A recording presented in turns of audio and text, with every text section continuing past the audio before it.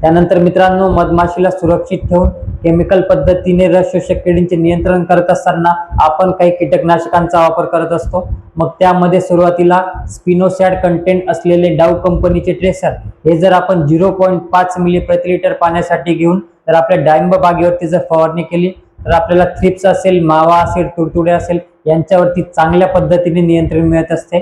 त्यानंतर दुसरे कीटकनाशक आहे स्पिनेटोरम कंटेंट असलेले कॉर्टेवा कंपनीचे डेलिकेट।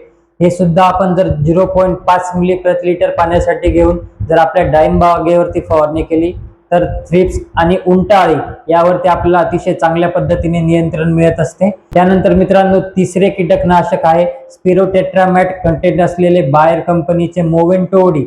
हे जर आपण आपल्या डाळिंब बागेवरती 1 मिली प्रति लिटर पाण्यासाठी घेऊन जर फवारणी केली तर आपल्याला थ्रिप्स असेल, मावा असेल, तुडतुडे असतील यांच्यावरती अतिशय चांगल्या पद्धतीने नियंत्रण मिळत असते।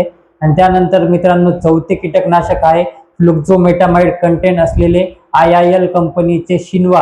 हे जर आपण 0.8 मिली प्रति लिटर पाण्यासाठी घेऊन जर आपल्या डाळिंब बागेवरती फवारणी केली तर आपल्याला थ्रिप्स आणि उंटाळी यावरती अतिशय चांगल्या पद्धतीने आपल्याला नियंत्रण मिळत असते।